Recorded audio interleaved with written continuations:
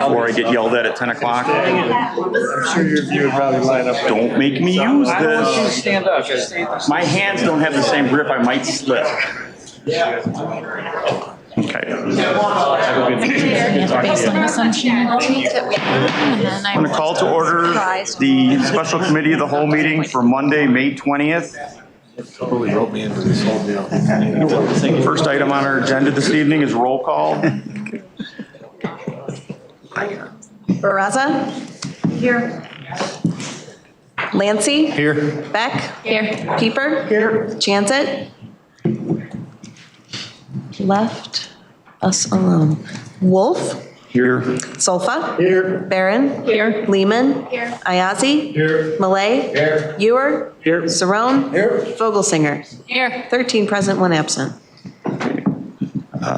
Very quickly, we'll go through the beginning of this. Reminder to please speak directly in the microphone. If you come up, just adjust it, and all we need is your name. Item 3 is anything to be removed, added, or changed for tonight's agenda. Okay. Item 4, matters from the public for anything not on the agenda. Anybody here for anything not on the agenda? Come on up.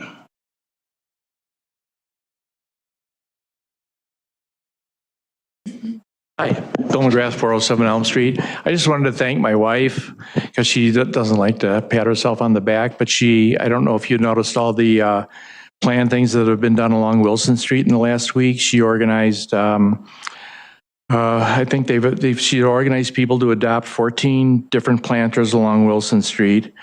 Worked with Scott and his crew, who are very cooperative, and they've gone out and torn out a lot of the kind of the daylilies that were there because they were all the same, and worked with, went to Midwest Ground Covers and hundreds and hundreds of perennial plants, which will not have to be replanted every year. And there were all kinds of different people out there. Leah was out there. She's adopted one of them. And people will be out there weeding them during the year. And it's just a wonderful thing. And if you pay attention to it already, it's more colorful along Wilson Street. So I think it's just a really great citizen thing. So thanks, son. Stole my thunder, Bill. I was going to try and bring that up later because I joined I think it's a Beautification Batavia, or is it Batavia Beautification, one way or the other, the page on Facebook. And I was going to say, yeah, that's a huge undertaking to put that kind of crew together and get out there and do that, and then get the people to commit to be there throughout the year to take care of it. So yeah, big kudos to you to get that done and make that happen this year. It actually looks really good already. It does. And Alan, it was really sweet. It was a multi-generational community event. Like, there were kids there were just all ages, retired folks, and just fun to see the community come together and do have positive impact. Great thing. Okay, we'll move on to item 5, then, is a presentation and discussion on residential speed limit changes.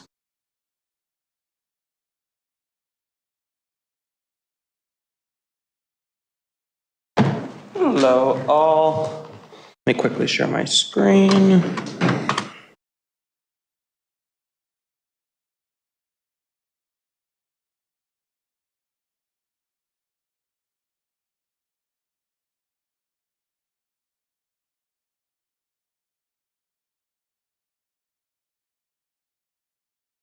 Alrighty, so tonight's discussion is going to focus around potential speed limit changes to the City of Batavia roadways.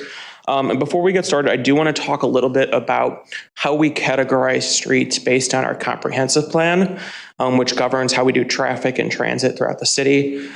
In sum, there's 4 main types of roadways, and we're going to focus really on 2 or 3 of them tonight. There's the strategic regional arterials. These are things like Randall, Fabian, and Kirk. Arterials are roads that serve high volumes of traffic and provide connectivity to surrounding communities. These roads handle more longer distances with limited interruptions in traffic flow, but some still existing. Collector streets are roads that serve a medium volume of traffic. These are connecting arterial roads to local streets, and they're designed to have a lower speed than arterial routes, and traffic flows on there with a number of interruptions along the way. And then lastly, what we have is local streets, which are the ones that we're going to commonly think of as residential streets. These are direct access to people's homes, businesses. They're mainly designed to handle short trips at low speeds. Some of these are public roads, some of these are private roads. It kind of depends on where you are in town.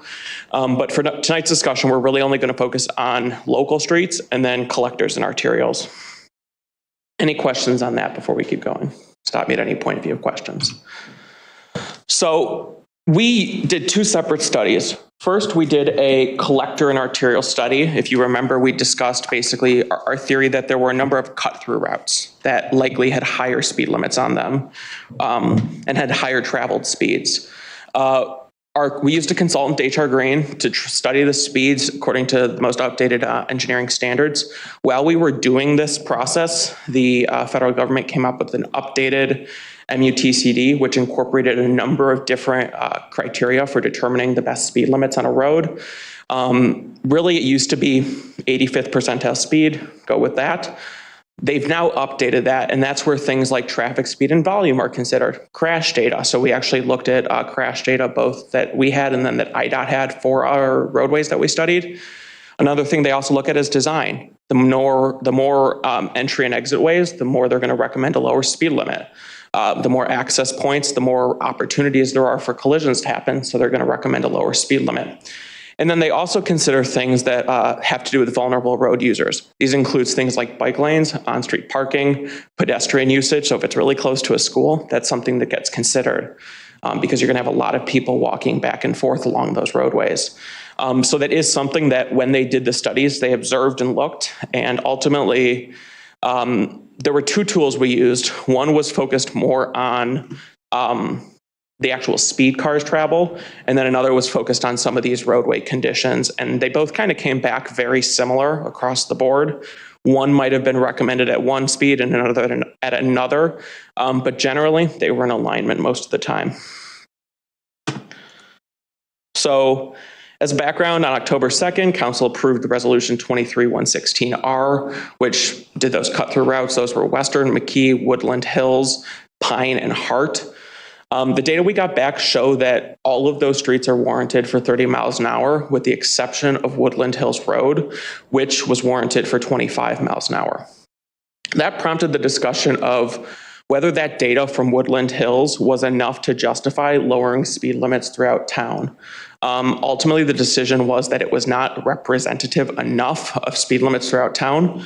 So we did another study that focused on residential roadways, or these local streets as we call them in our comprehensive plan. So that was by advice of legal counsel that we really wanted a representative sample of streets throughout town, and that's what we went and got.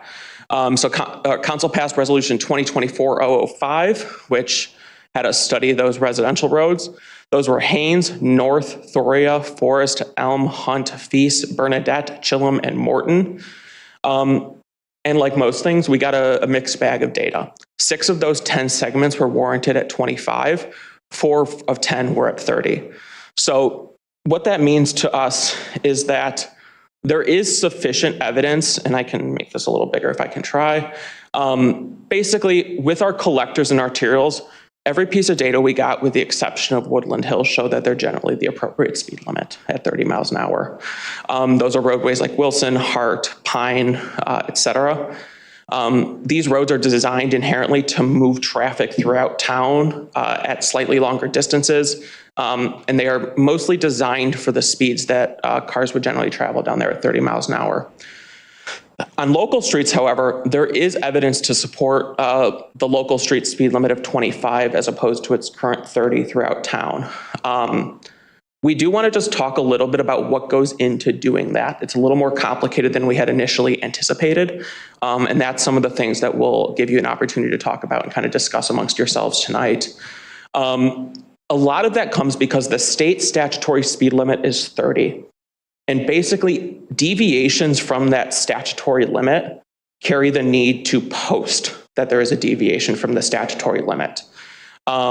So based on our reading of the guidelines from in the MUTCD and the Illinois Vehicle Code, things like 25 unless otherwise posted are not in compliance because the statutory speed limit is 30.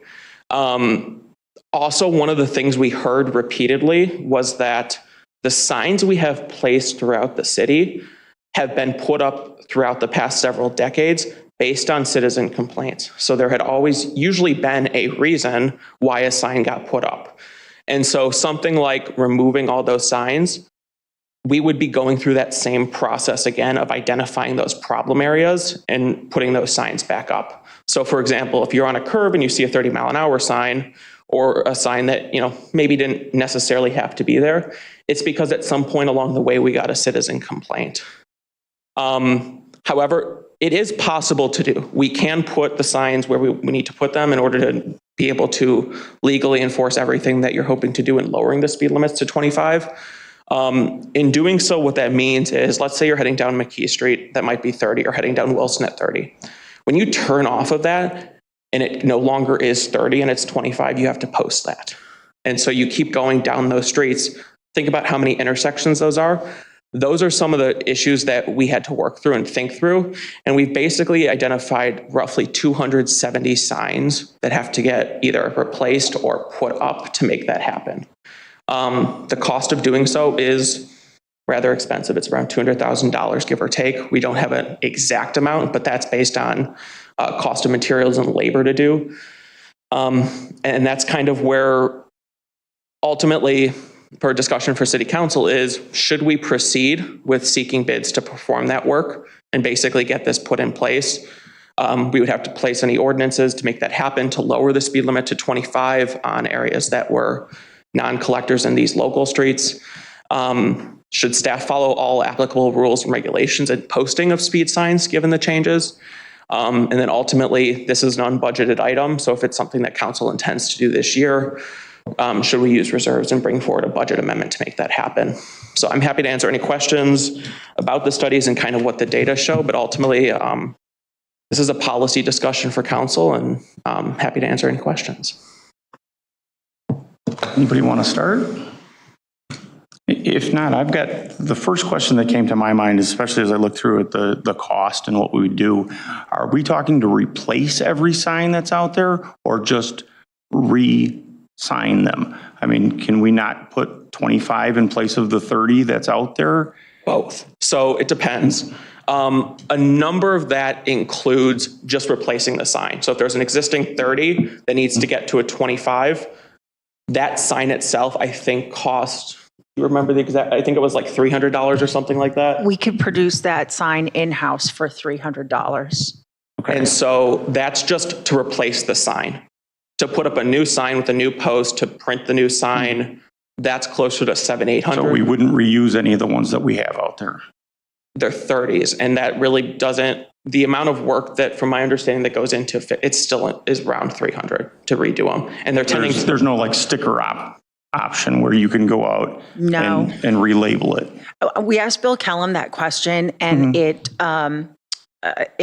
what do you say, cancels the warranty that we have on the signs if we take the initial wrap off and put another wrap on, Okay.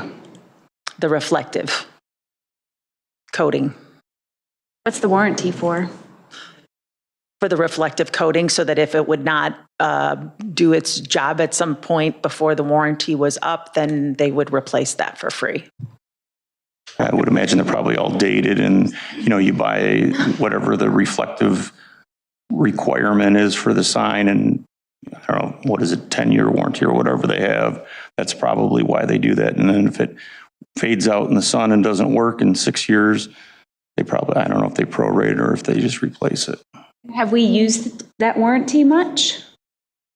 I am not aware of whether we have used that. The other issue is that in the newest MUTCD, they have changed the size of speed signs. Of course they have. Of course they have. Yeah. Bigger or smaller? Is there a requirement to replace those in so many years or just replace them if they're damaged or added to the system? Since we're making a change to the sign, then we're obligated To do it. update it Okay. to the current standards. What would the current replacement timeline be on these signs? It would be determined by what contractor that we found and what their availability is. That's another reason, or am I misunderstanding your question? I mean, of the existing signs, like how far in their lifetime are we? That I do not know. Okay. It varies, of course. I mean, Bill indicated that he replaces signs by quarters. So he divides the city in 4 quarters, and he will go and replace it in every quarter. So. Nick? Max, the 2 studies you mentioned, it spoke more about studying what is appropriate. Has there been any research done as to those communities who have lowered their signs, to what the effectiveness is behind it? Yeah, so that was one of the things we looked up originally, if you remember way back when, I think it would have been October of last year. I gave a presentation about that. Some of the studies we found showed that the effects were minimal to moderate. The best study we found that's kind of a comparable is the city of Edmonton, Canada. They had speed limits, it was kilometers per hour, but roughly the same. Roughly 30, they dropped it down to 25. They saw around a 2 to 2.5 mile an hour reduction in traveled speeds around town. That's what they found. Other studies have showed it's had similarly minimum, like somewhere in that range impact. You reduce it by 5, you don't get 5 mile an hour changes. You get kind of halfway of what you're looking for is kind of what we found. And so that's ultimately where it goes to a policy decision again by you all. Before I came here, I was talking with my husband about this, and he is a super car nerd. And the whole state of Minnesota changed the way that they did the policy with this. They had a similar thing as we do in Illinois, where you can't, like we had the, they had the 30 mile an hour. Cities can't change it unless they get permission, do engineering, blah, blah. They removed that. So cities were able to change from 30 to 25, 25 to 20 without doing the studies. And they found exactly that. It had minimal impact. Let's see. Majority of drivers pick a safe and comfortable speed based on their perception of the road environment. Only changing the posted speed did not change their behavior. Overall, researchers found that while modest decreases were seen at both treatment and comparison sites, evidence suggested that changes in posted speed limits do not lead to speed decreases. Noting that driving is a habitual behavior, researchers suggested a driver's adaptation to a lower speed limit may happen over a longer time frame in the absence of physical roadway changes or strict speed enforcement. So it did not have a widespread effect. And that's what we kind of shared originally, was that the single biggest determinant of how fast someone travels on a road is the roadway design.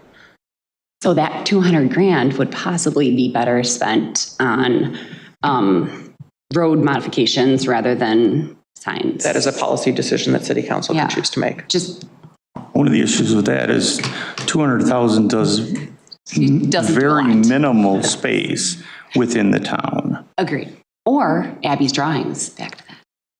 And Mark? There was talk, it was mentioned a handful of meetings ago, that the state was contemplating lowering it. Is there anything moved on that?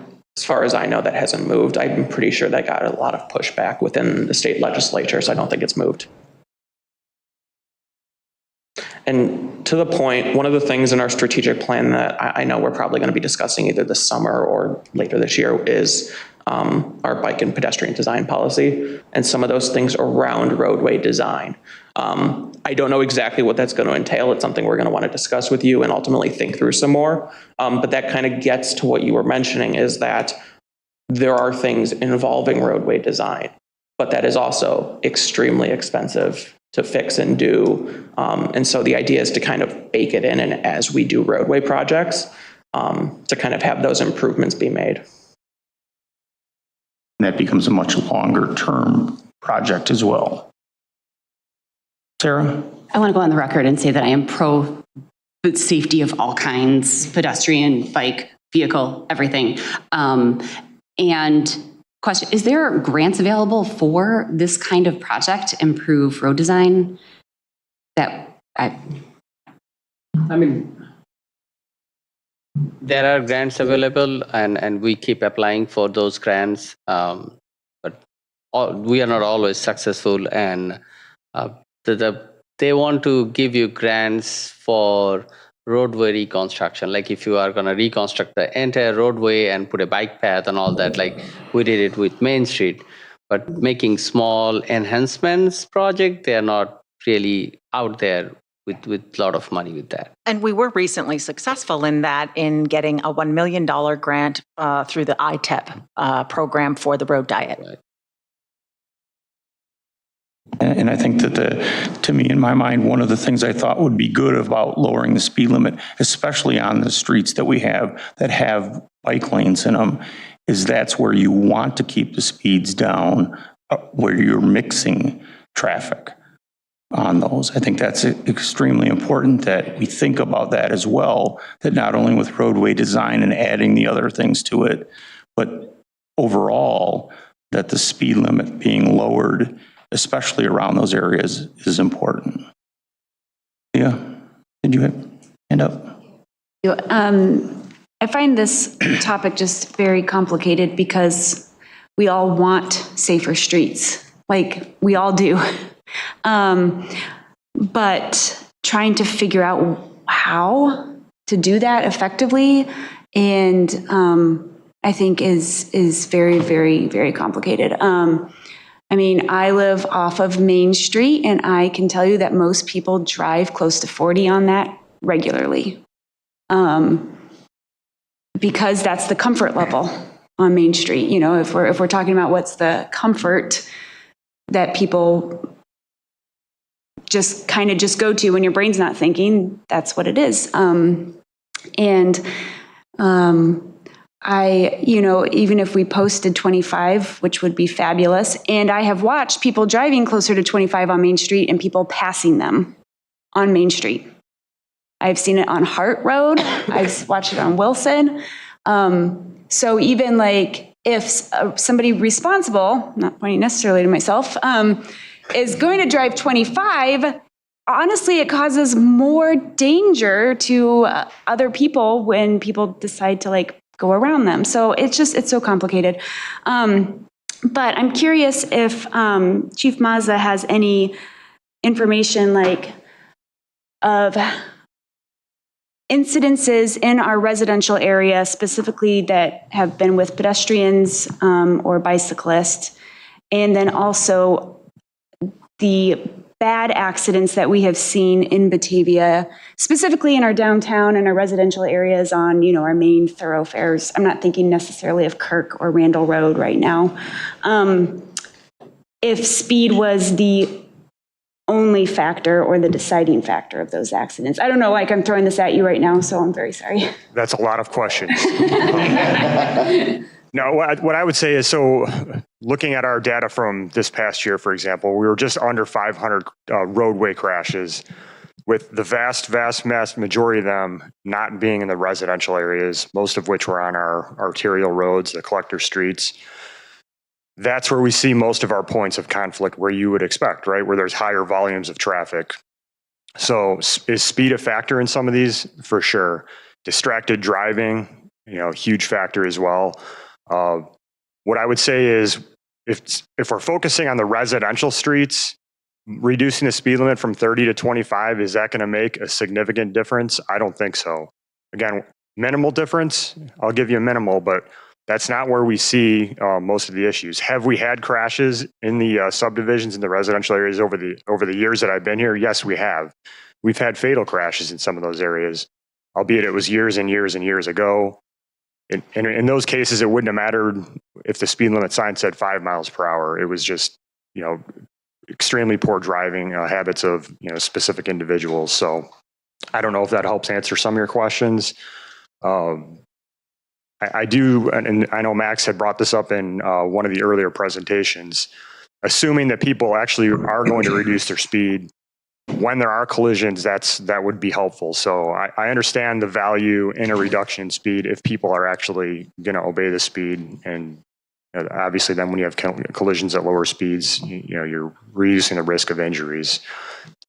in our downtown area, and this is my opinion, where we see some of the areas where there's crashes involving pedestrians and bicycles, mostly pedestrians, are our mid-block crossings. I'm not a fan of our mid-block crossings. I think it creates a false sense of security for people.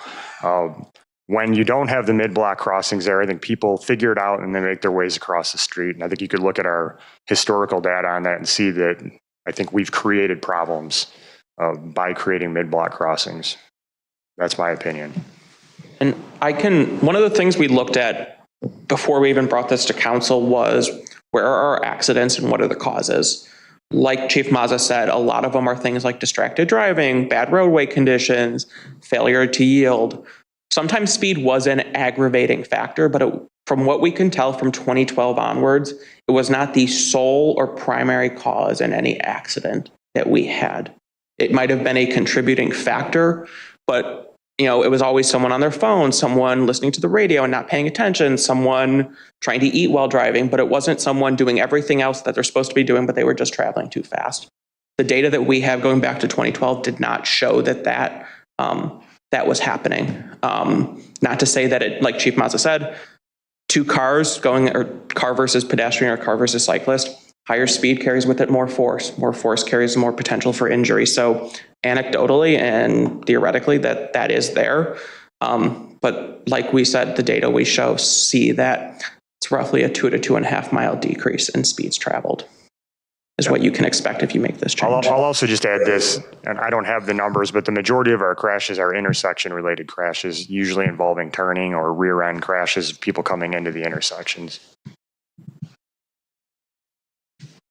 So, I agree with some of the sentiments everybody said about everybody wants safety. But sometimes I think, based upon what we've heard from our own chief of police and the stats about what's going on these local streets, which is what it would seem to be is the thing that would be most affected by this would be like, just Meadowview or something, or, Morton Street or, Blaine, some kind of just local residential street. I think just having legislation for the sake of having legislation is kind of a waste of time and a waste of money. I don't think that having a reduction to 25 miles an hour is going to make really any difference on these local streets where there really hasn't been any problems already anyway, from what I can understand here, for the most part, as it relates to speed. Plus, just from my legal perspective, the statute in Illinois is 30 miles an hour. So I just think sometimes there's always good intentions, but legislating something just for the sake of legislating something so that you can feel good and pat yourself on the back, it's not what we're here to do. And we're not even budgeted for this.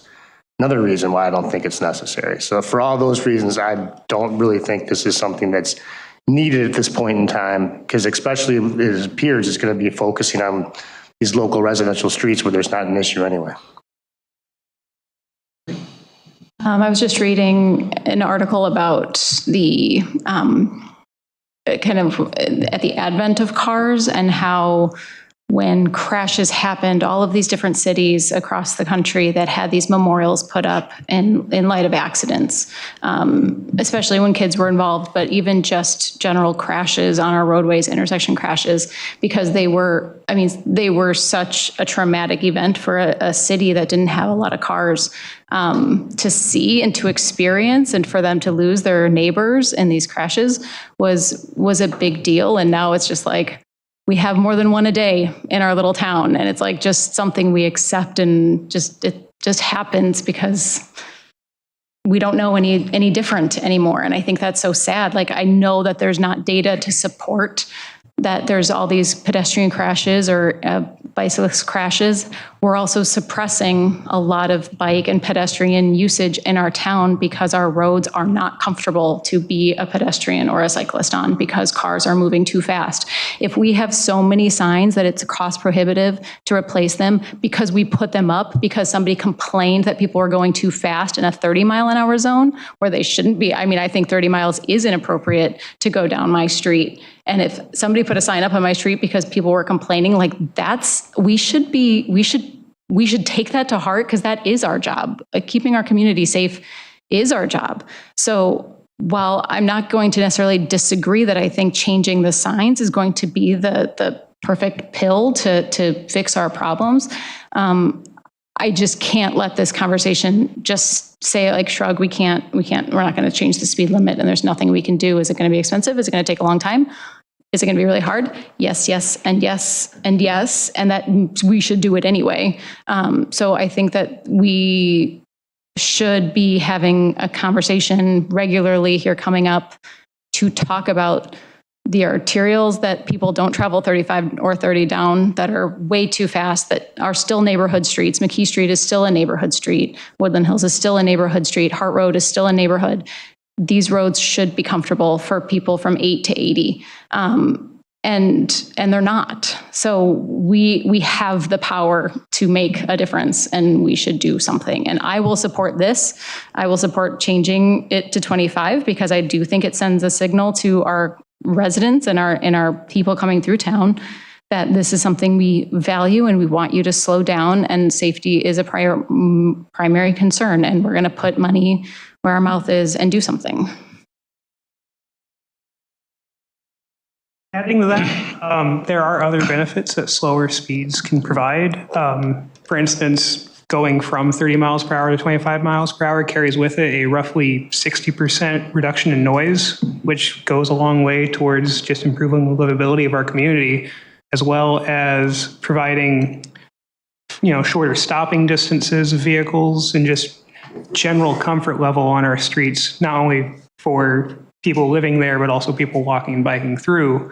So much like what Abby was saying, a lot of it's about setting the tone of the discussion more than anything, and hopefully moving us towards designing our streets with that in mind. So I do see the issue of kind of putting the cart before the horse, as it were, of leading with speed limit, but it's where do we start? Do we start designing our streets to support those lower speeds and then specify the actual speed limit, which is going to take a lot of time, as streets just become, get worked on?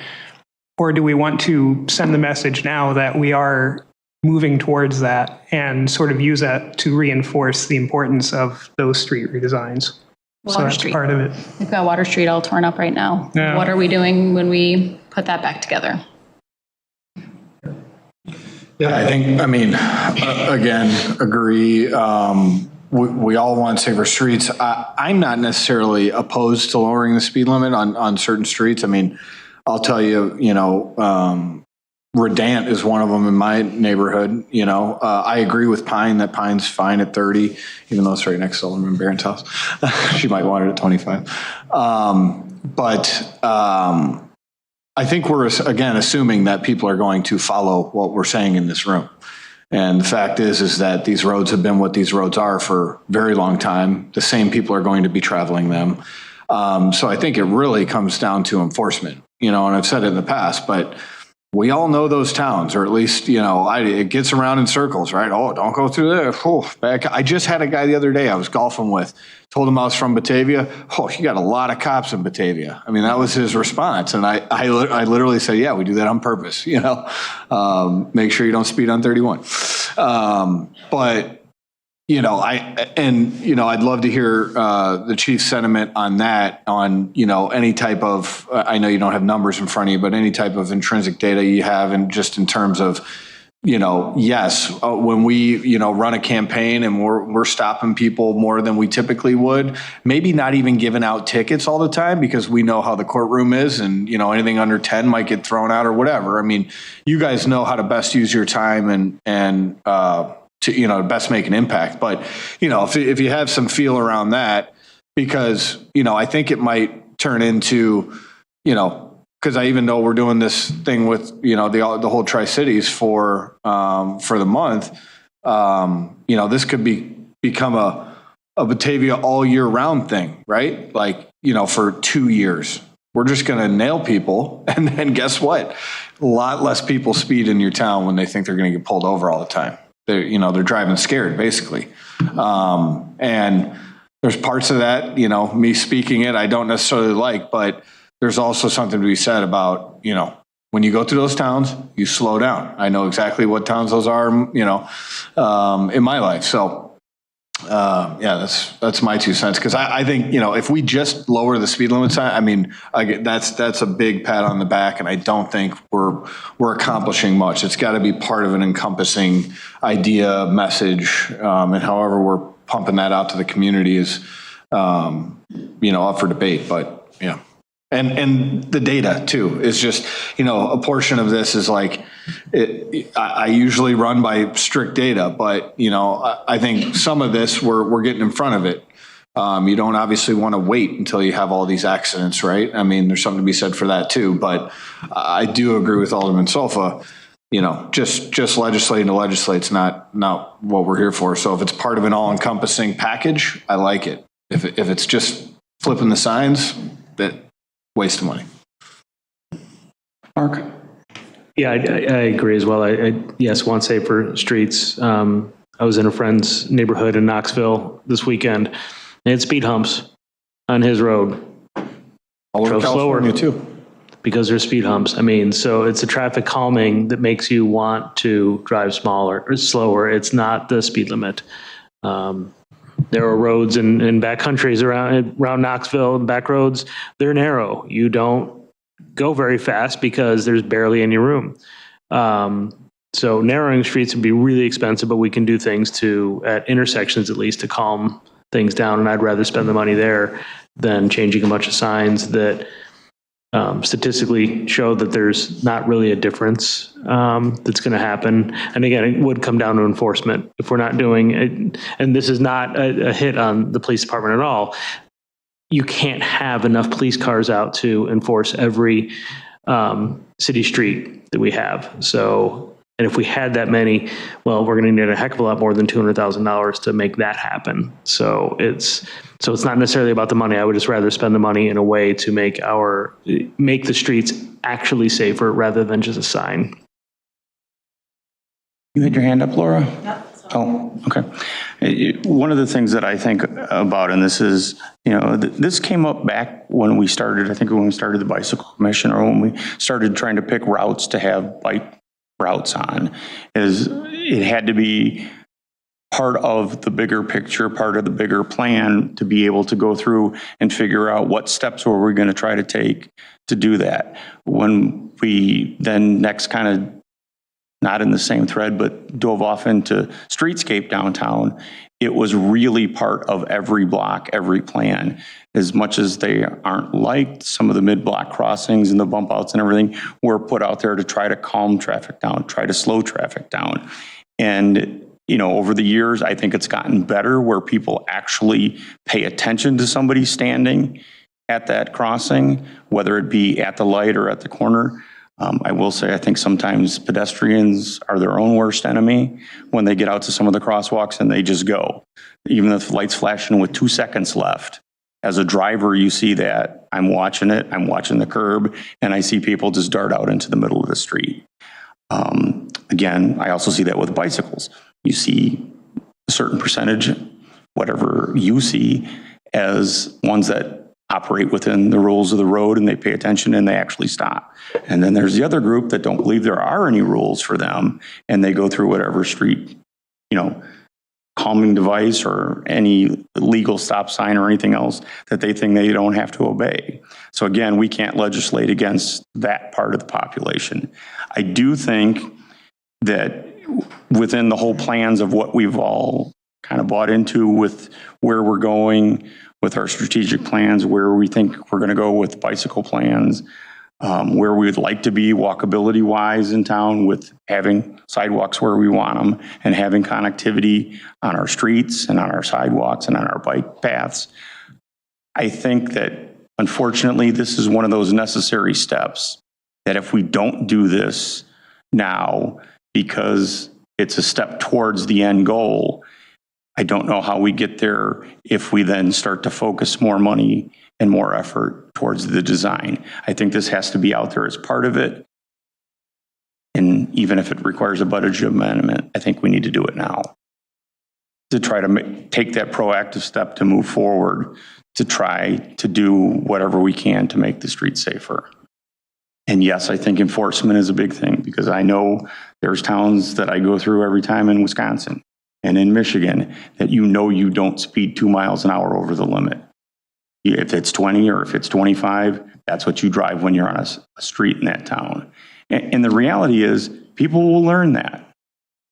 It might not happen immediately and it might take a lot of tickets to get it there, but people will learn that.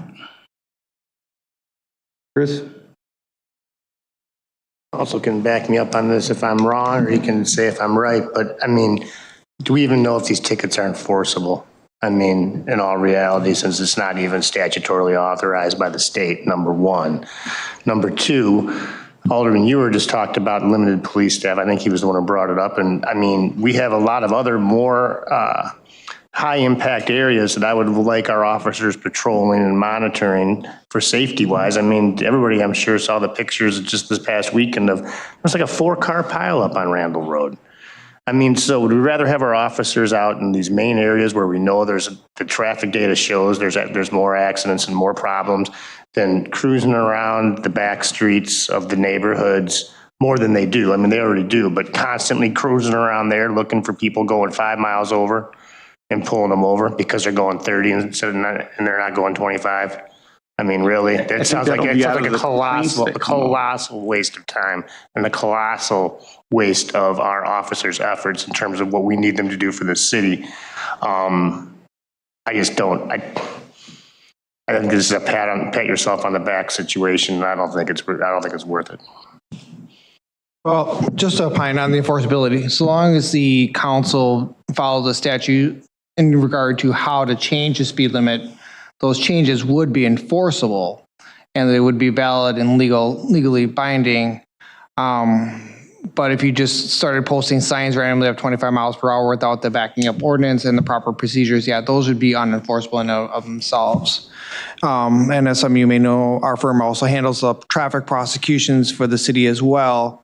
And so I can tell you from our own experiences, most of the tickets that we're seeing for speeding are in excess at least 10 miles an hour. The vast majority of them are probably more between 15 and 25.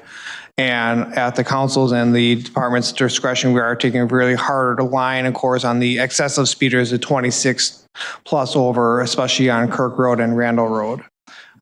We see some of the tickets that, yeah, people are driving excessive speeds on McKee, some of the other more thoroughfares through the city. Yeah, we take those seriously. We're not just giving them off a slap on the wrist. But we don't really see a whole lot of speeding tickets for random residential streets. If I may just add a bit about how these would be enforceable, there's two ways. There's statutory, which is our 30 mile an hour state set speed limit. And then there's what the MUTCD calls speed zones, which are based off of traffic engineering studies. Those are really the two ways you can set speed limits. This would set up speed zones because it's ostensibly based off of traffic engineering studies that show there's 25 miles an hour warranted. So that further backs up that we have gone through the necessary steps to ensure that whatever tickets police write are enforceable. And that's one of the reasons why the cost is higher, because if you went against those guidelines, it makes it less enforceable or not enforceable. So what we presented to you is so that every ticket our officers write holds up in court. I want to say I work at the Early Childhood Center at AGS right now and have been at Grace McQueen a lot for different events. And the police are always there for everything. And they are fostering positive relationships with the children in our community. I think that is the best use of their time. I would rather have them continue to do stuff like that rather than set a punitive kind of stance in town. I think that is a wonderful way to influence the kids in our community and to have them and increase visibility. So I would hate to see their efforts directed at catching speeders rather than being available to be in the schools and making that positive impact. Tony? So what we're talking about is local streets here, and we heard from the chief that there's, that's not the worst areas that this is happening. What about, and I'd hate to spend $200,000 and then a couple years later say, we really didn't make any impact. Instead of going all in, what if we chose a part of town and maybe did a quarter of the streets at 25 and see if that has impact. That was something we kind of discussed at a staff level. If there was a desire by council to do so, was to kind of, like Laura said, Bill Kellum just divides our city into quadrants, essentially. If there's a desire by council, we could test it and essentially try it. That's something that council could direct us to do. And I think that would probably be, Laura's got her hand up. Well, I just would say that we should establish what a measurement of success is. Exactly. So that we can determine that. That was going to be my exact statement. It's like, what is the impact? Because if there's not a problem, this is a solution without a problem. So I don't know how you would prove it. You're proving a negative, right? Basically. I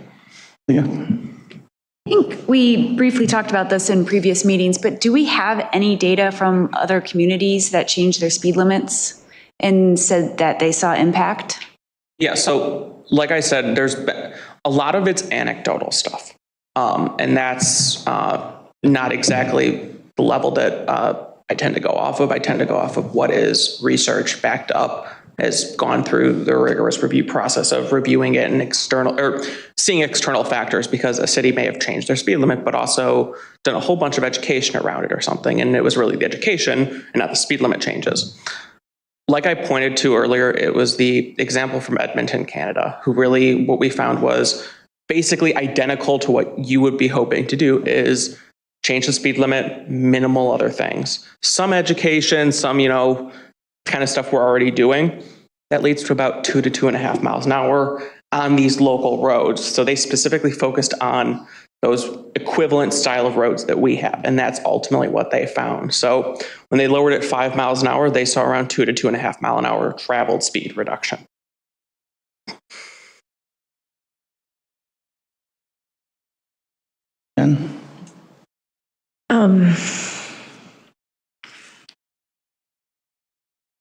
So where we've gotten ourselves into this position where we have these signs all over the place is based on people's complaints. And if we go and lower the speed limit to 25, we're going to get ourselves into that same place again, because you're going to have people complaining that people are speeding through their neighborhood. I live on a busy street. I live on a crossover street. I live by the Redant Raceway. I live by Woodland Hills that has no curves. That is a raceway that's been identified as a very bad road.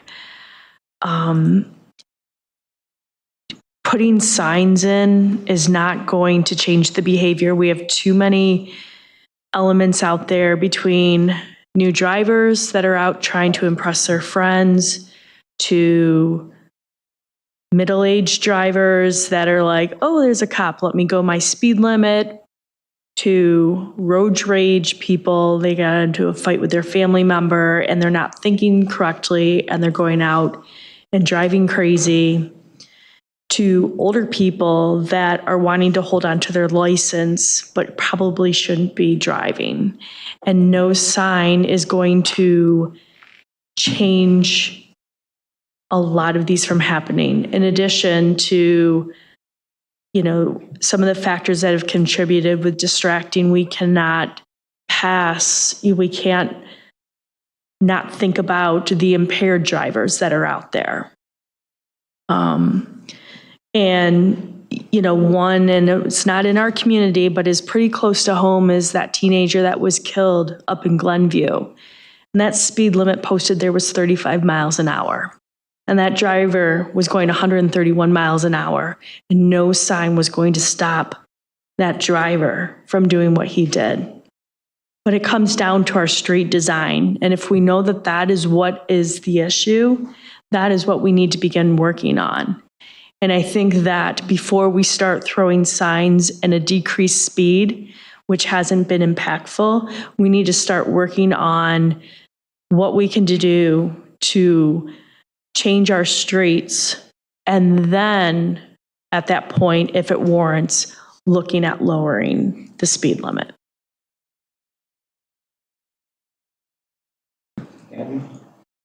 Can I propose and get a second or a third on having some traffic calming conversations. We've got our bike and pedestrian plan, which is wonderful and has a lot of upgrades to our system for those modes of transportation, but it doesn't address traffic calming in that plan. So as of right now, we don't have a roadmap forward or, you know, an illustration of what the options even look like and what, like, yes, Taj Mahal upgrades to our streets and what that would cost, and then kind of those quick, cheap, and easy experiments to see, would this even work? Can we just try something here and see if it slows it down? I will join you on that. Authored. Two. If that's something that staff was planning to bring this summer. So we still will continue to bring it to you, and that'll be a discussion around, like we said, what do we put in place so that when we design our roadways, when we redo them, when we add a new roadway, we're implementing these measures so that every time we make a change, it's better than what we had before. And some retrofits as well to our existing problem areas, because I think we don't have that many more roads to build. And yes, they will get reconstructed, but that takes too long. That's gonna. Woodland Hills needs to be rebuilt.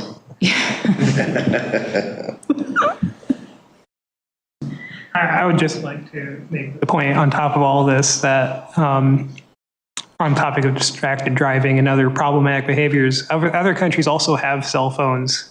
In that period, they've seen reductions in traffic deaths while we've seen an increase. So there are solutions out there, and that's just to emphasize the point that there are things we can be doing. So. Sounds like we don't want to go much further with the speed reduction at this point. Overall, I mean, what I've heard tonight, I don't feel like we've got enough support to go any further with reducing the speed limit to 25 in general on this. And then when or if we wanted to do it on any certain streets, we would have to just have the data to back that up. And you essentially already have a level of data to show that these local streets throughout town can be warranted at 25. Like I said, we studied 10 segments, 6 of them were 25, 4 were 30. So like we said, if council does want to make that decision, that's something we can do. There is sufficient legal standing to be able to make that decision based on what we believe. Is there? I was just going to say, I don't necessarily think that there's not support for continued conversation about this. I think there's a lot of questions being brought up and asked, but I like the idea of doing further studies on traffic calming. But even let's do some streets, let's do some quadrants. And I don't think a lot of us are ready to walk away from this. So, and if you want to do a straw poll or not, but I definitely am still open to the idea of would this have impact in our community even if it would be expensive, but even if it's an expensive awareness that we care, we keep bringing this up, we care, we're trying to do what's best for our community, we're trying to provide safe streets, and we need to keep chipping away at what that looks like in our community. Instead of just continuing to throw up our hands and being like, well, we can't do anything about it. Well, we can't change what Water Street is, the safety issues there right now, or, oh, we can't change. You know, I just don't want that to be our response. I want us to continue to figure out how we can chip away as our community to make it safer. And it might not change in the next year or two. To Abby's point earlier, like, this might be we're looking at long-term changes, and we get to be the council who gets to have that long-term vision and planning. I don't think anybody's necessarily throwing up their hands about this in terms of people who are opposed to just slapping up 25-mile-per-hour signs. That's what I'm opposed to. I think everybody's always said, yeah, they're all for safety and trying to find safer ways to do this. This isn't the way to do it. Yeah, I was just going to say, I mean, to the layman, it sounds like a great idea. And on the surface level, it sounds like a great idea. And honestly, if I heard no data, I'm pretty sure I came into this council asking for the speed limit to be dropped to 25, you know, at least on some of the streets that I recognized. But unfortunately, the data just doesn't support it. So as we sit today, those are quote unquote safe streets. We, as the council, want something different, right? I think is what's happening. We feel something needs to change.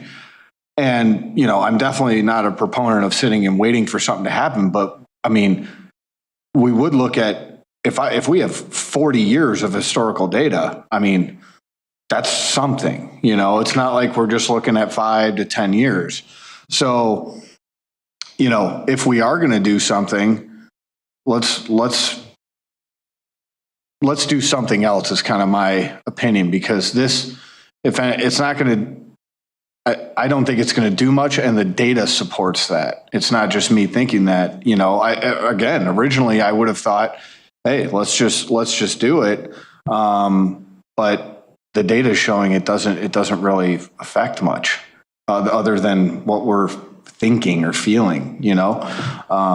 So that's my 2 cents. I inside my gut, I feel like I want to do it, but if the data's not there, I feel like we're probably best looking in another direction and looking for different ways to make the street safer.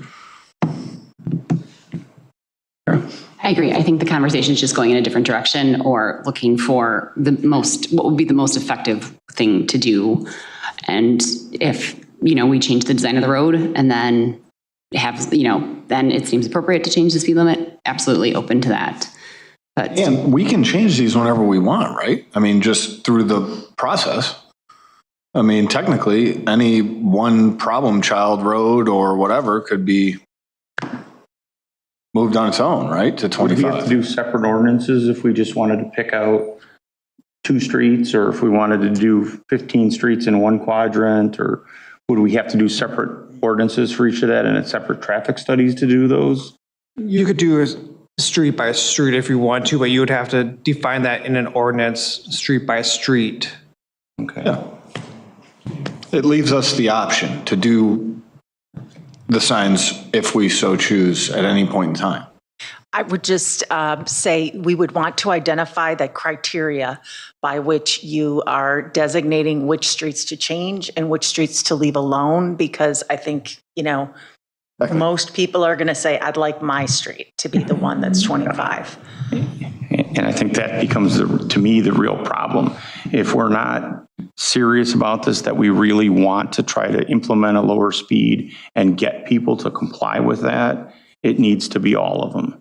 If it's not, it's going to be one, I think that'll be a nightmare just for the police to try to enforce, or people to try to remember. Well, let's be honest, I don't think they're not even looking. I don't look at speed limit signs when I go out on a test drive and I do 15 stops because I'm just seating in a brand new set of brake shoes. I mean, that's not what I'm listening for or what I'm dealing with when I'm driving. I never look at the stop sign or I shouldn't say. Okay, I know where I stop because I usually sit there and wait for somebody to blow through it on McKee Street and honk the horn at them when they get in the middle of the intersection. But I don't pay attention to that when I'm out driving. Right, and I think most tenured drivers don't. Right. Again, it's that comfort level. Once you're, I mean, most of us are in the car way more than we would like to admit, right? I mean, for me, it's second home, but yeah, it's a tough one. I mean, as Alderman Lehman says, it's complicated. And again, on the surface level, you want to just go ahead and do it, but it's not cheap. And when we talk about, you know, looking out for our community, you know, it's safety, but we're also supposed to be financial stewards of our money. So, you know, without data backing it up, I find it very hard to go just say, you know what, this is part of the equation. We're going to do it because we feel it's right. It's like, yeah, but why? I mean, if we had a room full of constituents in here saying, hey, show me the data while you're doing this, we can't show it to them. And I guess the reality that I think of, having been on the council as long as I have, we spend millions of dollars every year. Don't even question, what did we just spend $14 million on so far in the wastewater treatment plant, something we were told we had to do. And we don't think about a cost benefit of that. You know, I mean, that's the reality of some of the decisions we make up here.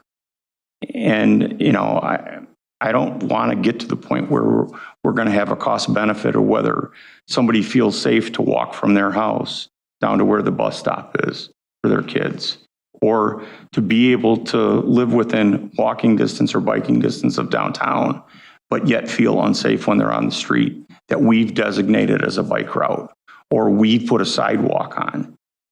You know, that's part of why I still think this is part of the total plan that we need to have for street design, for pedestrian access, for bike and car movement within our city 20, 25 years from now.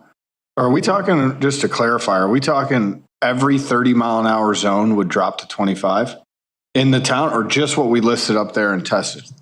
It would be the residential streets. Yeah, that's So what, not the any arterials residential or street that's 30 collectors. miles an hour in That's town would drop. correct. Okay.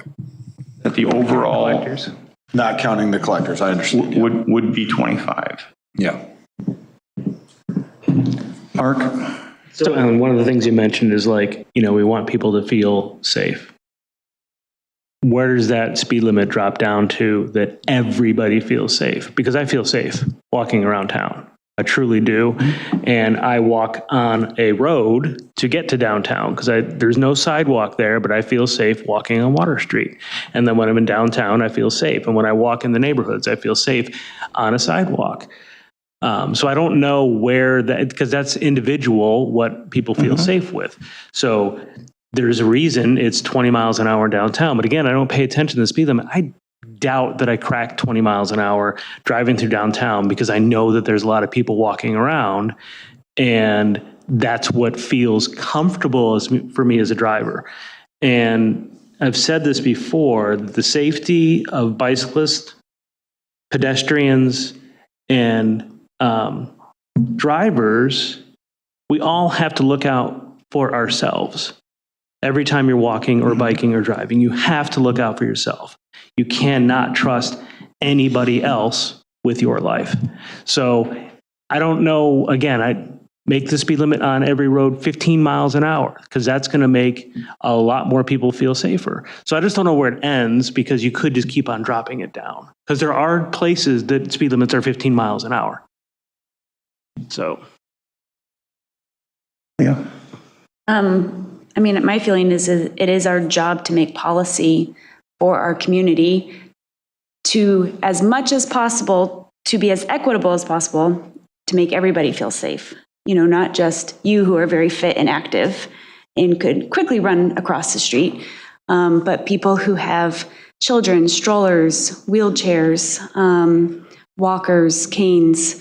What can we do to set policy to help make this a community where everybody can have access to our downtown, to our streets? And I think that's, you know, the conversation that we just got to keep talking about. And that's my point though. What is that speed limit that makes everybody feel safe? Because 25, I don't want to get hit by a car that's going 25 miles an hour. If I got hit by a car that was going 5 miles an hour, I'd probably be all right. But beyond that, I mean, I wouldn't feel safe by getting hit by any car going pretty much any speed. So I don't know what that comes down to. I honestly, I mean, I know what we're trying to do, but I don't know that it actually solves the problem. And again, I was just on roads that I wouldn't feel comfortable driving faster on than, and I honestly don't even know what the speed limit was, but I wasn't probably going over 20 miles an hour on this road because of these speed humps. So.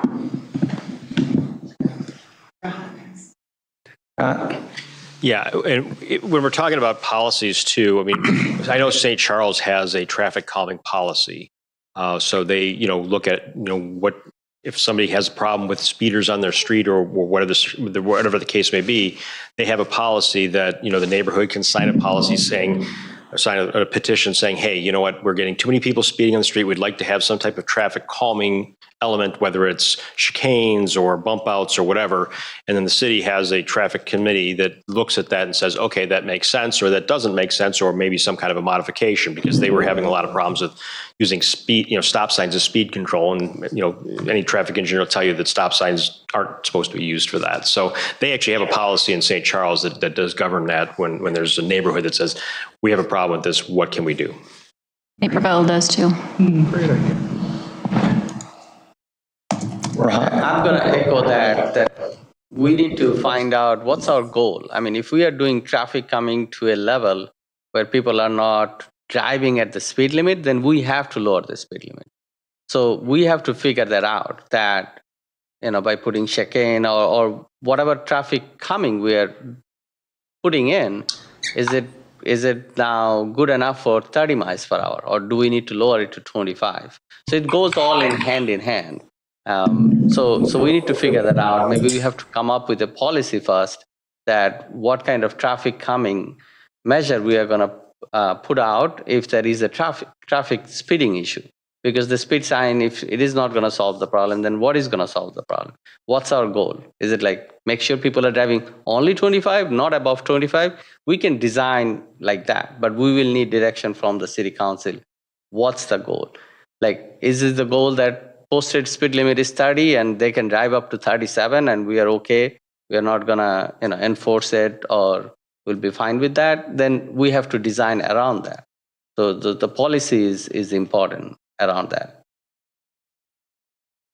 And we have to remember that when we talk about, safety, it's not just the speed limit. It's also how we design not just the streets, but also the access for everybody. Whether it be having sidewalks or the curbs for people to easily maneuver up, the handicap, ADA compliant.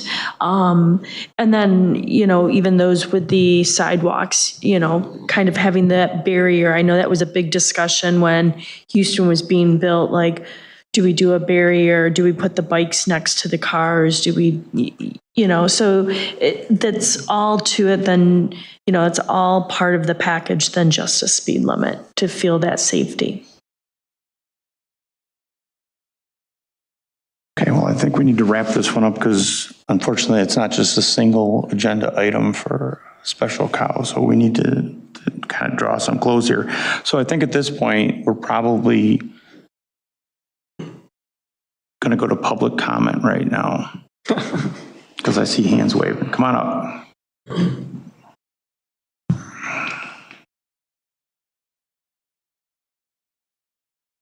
Janetta McGrath, 407 Elm Street. I don't even know where to start. I honestly don't. I want to ask a question and I want you guys to answer it. Why are you on the council? What was your determination to be on the council?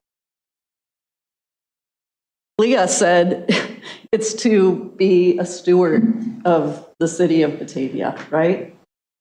And I'm just curious, can anybody answer why you're here? I had a lot of free time. I've lived in the city of Batavia for almost 50 years, and I thought my expertise could offer support for the city in its management. That's why. And it has nothing to do with the safety of the town that you live in? The city management, inclusive of all kinds of things. Safety, police department, fire, sewer, roads, garbage, all kinds of things. But it's not my number one priority, if that's what you're asking. It's not. It's not my number one priority, no. Not to be in a safe community? No. Okay. I said it's not my number one priority for what I want to do in city council. I didn't say it's not a priority. It may be your number one priority, it's not mine. Safety is relative. To Mark's point earlier, my opinion of walking down a street, I may feel 100% safe. You may not. Is one of us right or wrong? Everyone has a threshold of pain. What makes one person's threshold of pain the standard? What makes someone else's not? So when I make decisions, I make them based on 80-20 rules. I try to apply decisions that I think affect the majority of people because it's impossible to make 100% of people satisfied with anything, safety, job, performance, equity. I could never make 100% of the people satisfied, ever. Full stop. So that's all. Okay. Nobody else wants to chime in? I mean, I joined the city council because I wanted to provide a perspective for somebody that worked downtown, that lived here almost his entire life, and that wanted to see things get better, especially downtown Batavia.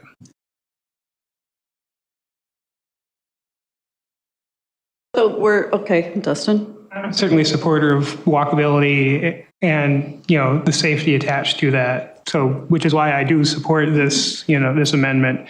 But I also do acknowledge that to truly implement it, this is just the floor, not the ceiling, in terms of how to actually achieve these goals. So I think there's been a lot of good discussion here about what we need to do to make this actually effective. But I, like Councilman Wolf, agree that this definitely starts setting the tone of we want to be pursuing this continuously. So it's a first step. So that's my opinion on it. Thinking about running? I'm sorry? Thinking about running? Oh, yeah. Yeah, I am. Why are you going to run? Why? I think there's been a lot of poor decisions made. I look at a sign that, how much did that sign cost? The new sign that we've got on this building? 135, 130? I keep hearing different numbers. I'm sorry? 10,000. 10,000? It was always going to say Batavia City Government Center. Don't believe everything you read. Point of order. Yeah. And this is not We should be relevant. following Robert's rules here. This is not relevant to the discussion that we're currently having, being grilled on the reason why people join city council. So public comment is not meant to be an interrogation. It is not. Okay, well, I'm just here as a Batavian citizen wondering why the first time that someone came here was 2014, that they were talking about reducing the speed limit in town. They were concerned. I think you might be wrong there, because I think it happened one of the first meetings I was at in 2003. Well, okay. When I was joined the city council. This has been an ongoing conversation for a lot longer than you've been involved in it. Yeah. June of last year on the 14th, I wrote to some of you, Laura, Jeff, my two alderpersons, and I'm just curious as to why St. Charles, Aurora, North Aurora, Geneva, Naperville, Elburn, Oswego, Sycamore, Warrenville, Winfield, and Wheaton, all of these I spoke to personally. I spoke to the chief or the sergeant of the police department and asked them why they have a 25-mile-an-hour speed limit and when did they do that and how did they do that.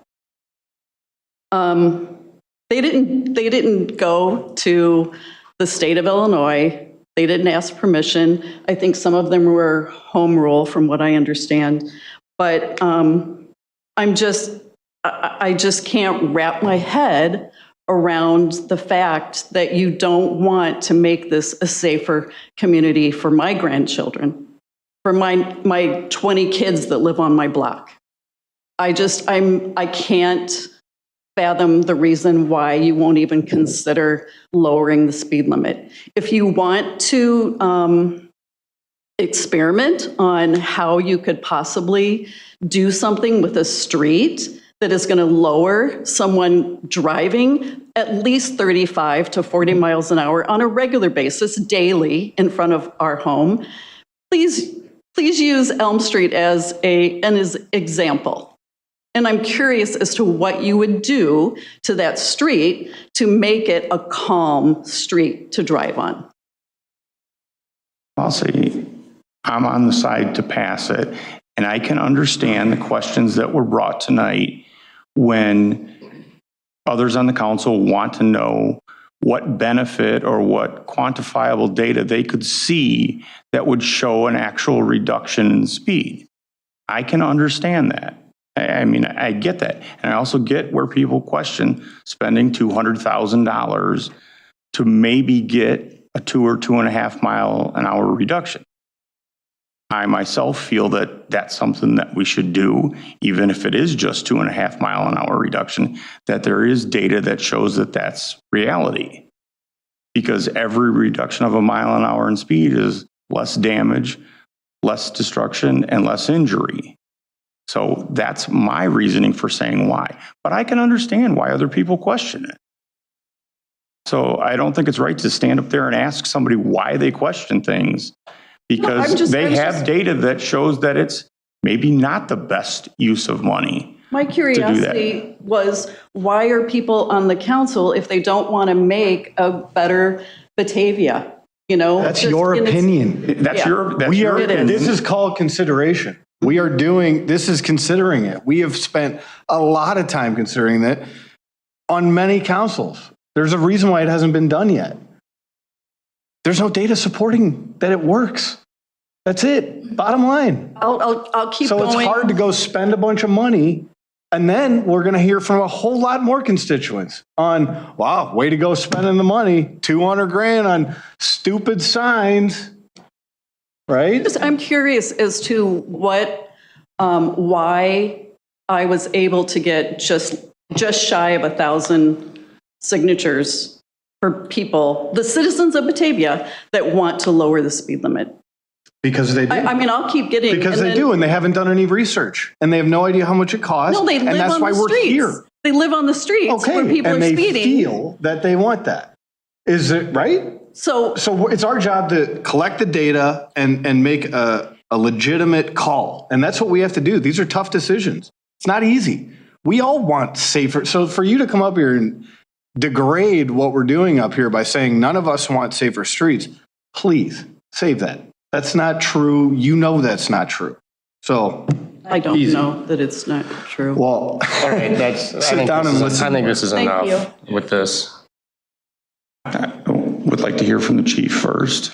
Yeah, and then Sarah had her hand up. Yeah, I just wanted to make a comment. Mrs. McGrath, after you had indicated the issues with residential speed on your street, we put our speed display sign out there for both the eastbound and westbound. And I know that our traffic enforcement officer spoke with you. And I could pull the numbers, but my recollection over the 7-day period, we're looking at an average speed of between 18 and 22 miles per hour. There were some outliers that were in the 35 to 40 range, but you're going to find outliers on any street. The average speed on your street for that 7-day period that was chosen for both east and westbound was around 18 to 20 miles per hour. You're shaking your head no. Do you have the data to dispute that? I'm shaking my head. There were days that it even worked. And when we have conversation, we need to use the microphone so that the conversation can be recorded. Sarah?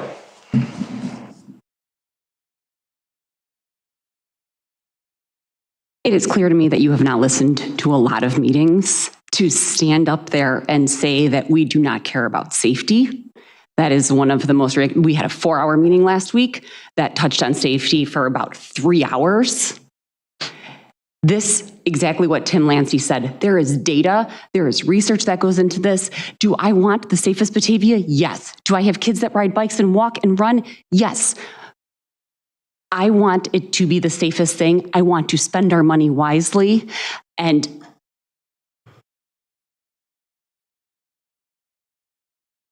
I don't know what else to say, but that is just the most inaccurate thing that you could possibly say to this group of people.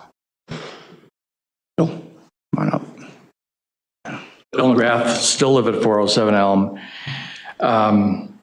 And I think one of the issues with the speed measurements on any of the streets is that the way it's done, you put a big sign out there that tells you what your speed limits are, and then it takes the data, as opposed to secretly doing it when you don't warn people.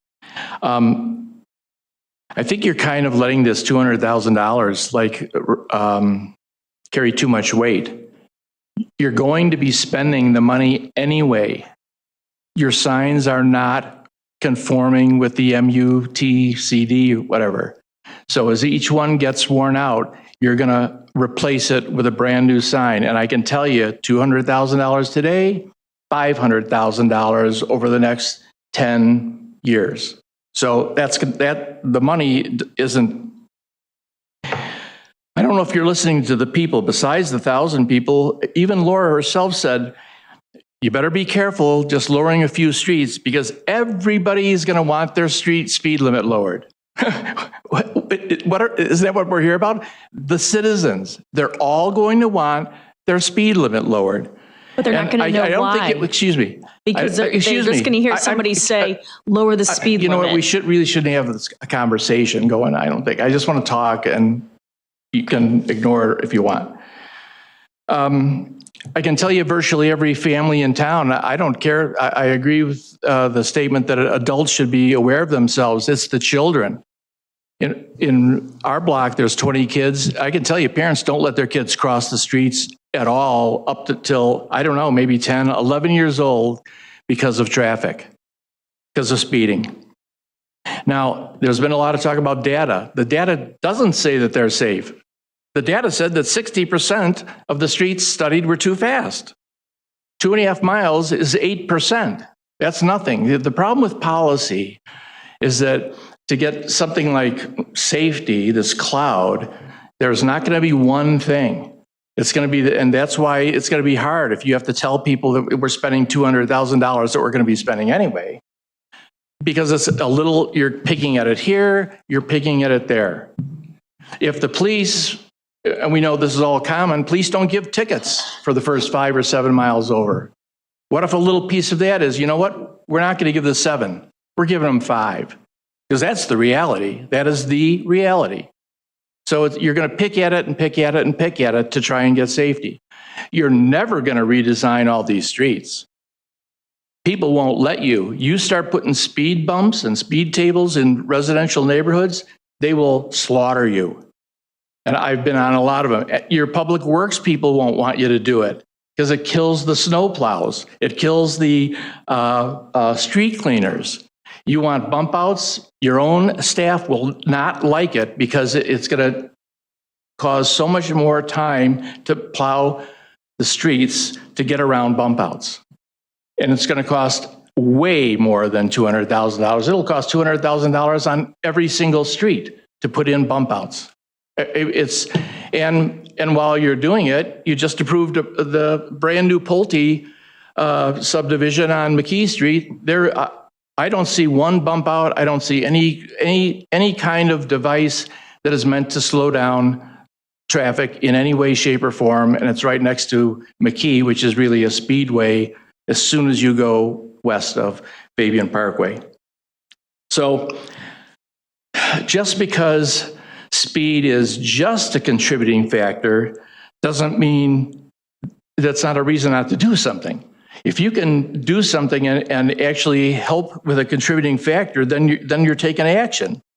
You have less chance of changing people's distraction and getting them than you do, you have less chance of changing people's habits with distraction as opposed to changing their behavior by lowering the speed limit, because the data that I sent to you some months ago said that, in fact, lowering speed limit signs does lower the speed. Maybe it doesn't, maybe it's not mile per hour, mile per mile. I wish it were that way. People aren't like that.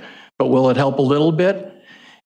And we know from the data that other data that being hit by a car going 2.5 miles less than one going faster, it has a profound impact on injuries.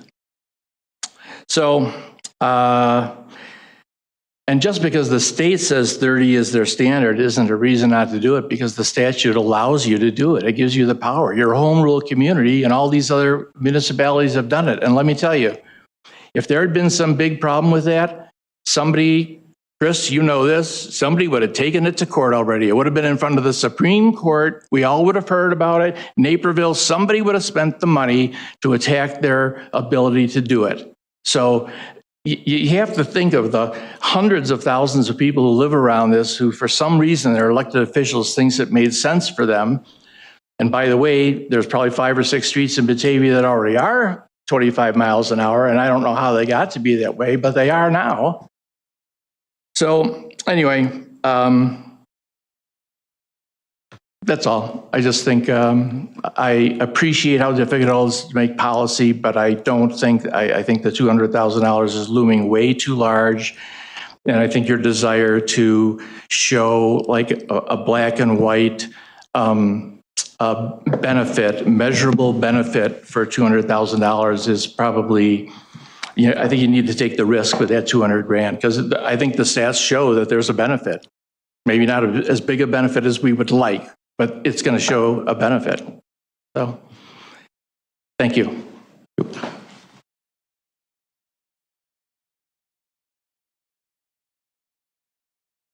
Okay, on this, one of the things that was in the memo that came out was whether or not we wanted to proceed any further with it. Do we want an ordinance drawn up to pick streets to lower, or do we want to just let it go for now and find out how we fit that into our overall strategic plan moving forward? The Active Transportation Commission could be part of helping us make that decision, or showing us what our options would be as we move forward to try to, in the grand scheme of what we want to do with the city, to move it forward. I'll quote Alderman Ewer on this one and just say, as for local streets, like I said at the very beginning of this discussion, we have a solution that doesn't have a problem. There's no problem right now on these local streets. There's no data showing traffic accidents involving pedestrians and bicyclists on these local streets. I mean, the chief has said it to us already a couple of different times. So we're looking for a solution to a problem that's not there right now. Abby? The problem is in the fact that there's 1,000 people in our town that say there's a problem, and 1,000 people, where there's smoke, there's fire. And the problem is in people not giving their kids the freedom to cross the street and not having the freedoms that they should have at ages that they should be able to roam their neighborhoods. That is a problem. Just because there's not an incident doesn't mean there's not a problem. It should be taught not to cross the middle of the street anyway, go to crosswalks. I mean, you know, this whole thing about kids crossing streets, are we just having kids randomly running around on the street? I don't get it. Oh, it used to be. That's how other places do it, other places in the world. It's not unusual. It's only unusual here. We're in Batavia. How about we just roll out? We've been around this block many, many times tonight. Do we want to carry this discussion any further forward is going to be my straw poll. So anybody that wants, Rahat, you want to say something? Also, I'm working for city for 9 years. We have done a lot of speed study for police department. They wanted count. So those were done, we call it tubes. Like they're just long tubes in the street. They don't have a sign, anything. It doesn't say what speed you're going. We have never found any street where there is an issue with speed. It's always, if 30 is the posted limit, we have found it within 31, 32 is the average speed. Obviously, there is outliers, somebody's going 45, but average we are talking about is we always found 31 to 33. I just wanted to put it out there. So. Okay. So I guess the straw poll is going to be, do we want to carry this discussion further and ask for any legislation to pass, or I guess pick out if we wanted to do a quadrant, which I don't think is right, or do we want to go to a full speed reduction? So I guess, do we want to carry this discussion any further? That I guess should be the straw poll, because we obviously have spent a lot of time on this over the past year. The conversation about speed limits or traffic calming in general? Yeah, agreed. I agree with that. Yeah. Traffic calming. How about just the speed discussion limits? was residential speed limit changes. Yeah, and I think that's what we should limit this to, is that if we're going to carry this discussion on speed limits any further. So those in favor of going forward on speed limit discussions?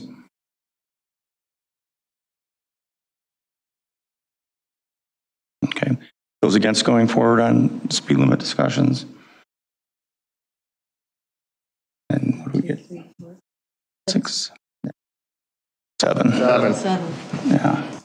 So at this point, I'd say that's as far as we're going to go right now. And if we come back with more of active transportation committee involvement on it, then, that's where we'll go. Leah? One quick question. The studies that were done, do those have a limit, a time limit, then that we would have to come back and redo them in 5 years, or are those? Not really, no. I'd say there's no case law or statutory provisions. I'd say like 5 to 7 years would probably be reasonable. If you come back another 15 years later and want to use these same studies, that might be an issue, but there's no real guidance I can provide you other than what would be reasonable. Okay. All right. We have two items and then an executive session. Do we want to do both of those quickly? Okay, come on up, Max. I appreciate everybody's willingness to stick it out through this and get to where we get through We're this. already at our 10 o'clock rule. Yeah, and one of the things I want to talk to, and I'm going to say it right here in front of everybody, we need to start limiting these. When we said we would do these extra meetings, that there were going to be one issue items. So I'm going to push staff to get back to one item. We're doing our best. It's, as you can see, all of our I cow agendas are. understand, but I understand. we need to get through them. We need to give the time due to the things we need to talk about, and we need to spend less time. Or if we're going to have a special one, just do it on another Tuesday. I mean, instead of trying to back them on the same day. So these two items are just basically seeking approval. There was discussion with council wanting to see the RFPs before they went out. So we're bringing that before you tonight. One RFP is to do the energy rebates and home energy improvement audits. We would be seeking a firm to run, administer, and support that program. The anticipation is whoever we select would be a discussion with the Environmental Commission as well. Both these were ran by the Environmental Commission in April. They approved them as you see them today. Didn't have really any criticism or anything. They're excited to get this underway. What we kind of anticipate from here is we would put these out, we would get the bids back and see, kind of what the approach is of each of the vendors, and then ultimately bring the vendors before you to have additional conversations about what types of projects you want to see them prioritize within the home energy improvement audits, how many, whether to prioritize low income, all those factors that will eventually go into deciding basically how the money gets split up amongst residents. So this would be to issue both RFPs, get those out, and hopefully get some bids back within the next month or so. Abby, a question on it? I wanted to start with another general comment about the special cows too. In terms of especially this energy audit one, I have a friend in the industry that I wanted to run the energy proposal by to get his feedback on the process. I also sit on the board of Community Contacts, which does the low income energy assistance program, and I wanted to hear the executive director's feedback. And one business day is just not like getting the agenda on Friday afternoon and then having to make an approval Monday night. Like I just don't have. One business day is not enough time to like do research and do outreach. So all that to say, I was hoping we could table this one. I haven't even gotten the email out to the ED over at Community Contacts yet. And the one criticism that I did receive from a quick review by my friend that's in the industry was that not having the same person design the program, manage the program, administer the program, and do the audits, you lose some checks and balances there, that the same person shouldn't be qualifying that the work was done well and done to our standards, being the one doing it. Like most of our projects are done with some different firms involved. So I'll share that feedback with anybody that wants to see it from him, but I would like some more time because he sent me a very long email and I didn't get a chance to go all the way through it either this afternoon, so. I move to table it. Second. Okay, that was easy. All right, now number 7. Oh, Mark? I'd like to add on to that because I don't know. I'd like some information on how other towns do this because I just haven't seen how these are run by communities that already have this type of thing. And there's probably not a ton out there. It's probably big cities more than anything, or even if it's like how the state does them. And it just seems weird that we pick, hey, you're the winner, you get to do all the energy audits. So I'm just confused about that one. So ComEd has a pretty robust program that they have right now. That's one of the ones that we So looked at. how ComEd they're picks a doing it. vendor to do energy audits? That's kind of my question. They said what? ComEd picks a vendor that does the energy audits, the actual. They use an external vendor for energy. Oh, they do it themselves? Oh, okay. That explains it. Before we get into much more They also discussion. charge all their customers for doing the energy audits that they pretend that they do for free. And before we get into a whole forget lot the more comment, it's already been tabled, so we need to vote on tabling it. There was a motion and a second for table, and I'd like roll call now. Beck. Connolly. Nope. Not here anymore. Sorry. Cut and pasting before? did. You must have left that in your, We don't usually have these many things to vote on. We went to a whole Time different travel for a minute, page. it's fine. I'm sorry. Beck. Aye. Pieper. Janset. Is absent. Wolf. aye. Solfa. Barron. Lehman. Ayazi. Malay. Ewer. Saron. Vogelsinger. Yes. Aye. Baraza. Lancey. 13 yes, 1 absent. Okay, and then item 7 is issuance of RFP for bag fee education initiative. Is that something else we want to table? And everybody can go back through and read it again. If we have any questions, get them to staff and then bring it back. I thought that one was pretty straightforward. Okay, if that's fine, then if we're good with that and we want the RFP to go out, we do that. That's good. Okay, since we do have an approval ask here, I'll make the motion that we approve it. Second. Motion by Wolf, second by Lehman. All those in favor? Aye. Opposed? Really? I think this is another feel good thing. Hey, we're gonna we want to tout what we're doing with this and everything. Everybody's ticked off about it already. They're gonna take the piece of paper that we print this on or whatever, and they're just gonna be like, okay, I guess hopefully they'll recycle the piece of paper and not throw it in the trash. But I think it's unfortunately too little, too late. I mean, I've been behind the people at the stores when they complain about it, and it's not gonna make them feel any better about paying 10 cents. Duly noted. I think this is a waste of money. That's my nay. Okay, does anybody have any others? If not, I need a motion to go into executive session for personnel. Second. Motion by Yazzie, second by Malay. All those in favor? Aye. Okay, we're taking a 1-minute break.